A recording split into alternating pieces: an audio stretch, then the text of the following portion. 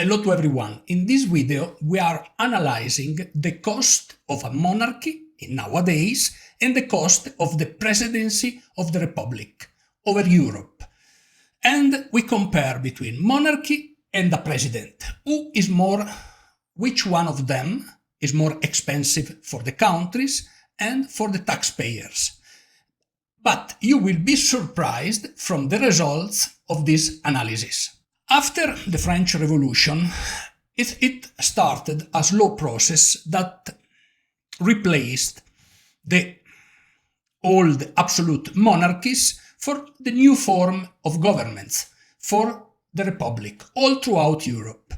Especially the end of the 19th century and the beginning of the 20th century has been the crucial moment that declared the end of monarchies or the absolute monarchies for a new vision of the society. The British monarchy actually had been very wise and started before of the other countries this process. And it has been successful because we still have British monarchs and they have quite a bit of power, more than what you imagine.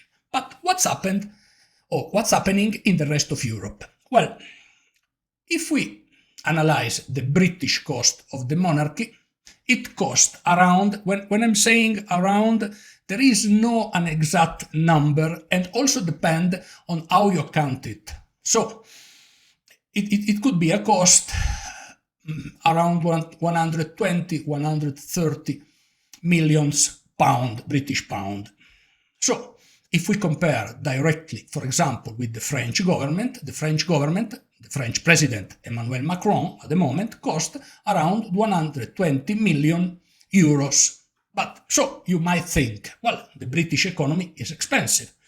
Well, it's expensive, but it attracts a lot of tourism of all around the world. So the money that Britons or Great Britain receive thanks to the tourism that is generated by the British monarchy is even higher than how much it cost. So that from that point of view, actually, we could say that Charles III is not that expensive. And maybe Emmanuel Macron is even more expensive because usually you don't travel to France to see the residence of Mr. Macron, the president.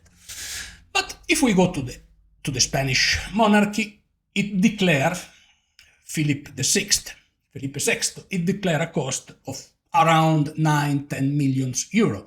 Actually, it is the monarchy that cost the less. The budget of that monarchy passed through different cutting period, so it's not really expensive compared with the cost of the other monarchies. For example, the Dutch one, it cost around 50 million euros. It's much more expensive. Or the British, as I said at the beginning, that is around 130 million pounds.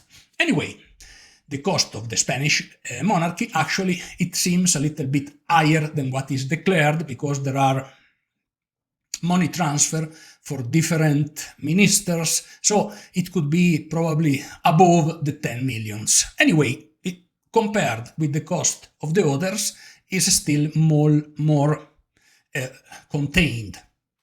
But the big surprise arrives when you go to Italy.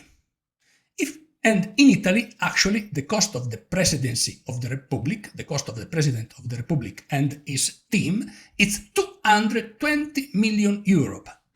That is an absurdity compared with the cost of other presidencies or the cost of other monarchies. Why it cost that much?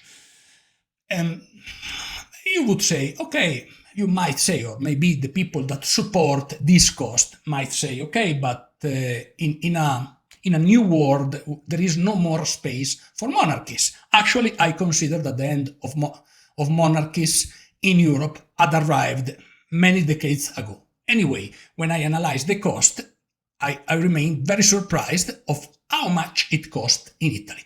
And especially if you compare the cost of the Italian president with the one of the German one, which is a bigger country and a richer country in comparison with Italy, that the German one, we talk about 30 million euros, more or less.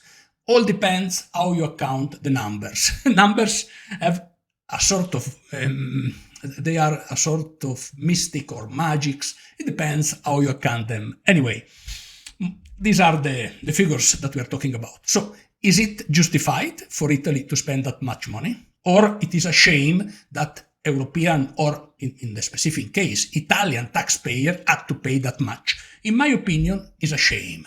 It's a shame because the current president, Sergio Mattarella, is a very old guy. It has been elected 2 times, but nobody knew him before he was elected. Now everybody knew him because obviously it is the president. But the cost is not, in my opinion, is not justified by any means, especially if you compare it with the cost around Europe in other countries. And it explains also the high level of the Italian debt compared with the other debt of other countries, which is unproportionate. So the main point is to understand there is still time for monarchies, or they have reached their end. And what if we compare monarchies on a cost-wise base as we are doing right now? Well, actually, if you think well, probably if Charles III or maybe Felipe VI called the President of United States, who will answer first? To one of those 2 monarchs, or maybe to Sergio Mattarella, the Italian president? Well, in my opinion, he will answer first to the monarch. So, despite the time of monarchies has come to an end, at the same time, the representativeness of a monarch is still quite important for the country, in the particular case of the British monarchy. And at the opposite, you have the Italian case, where the president is not that important. But the cost is absolutely without any proportions. The interesting thing is that regarding, for example, if we go to the tourism, I believe that in Rome, tourists, they don't go in order to see Mattarella face, not at all.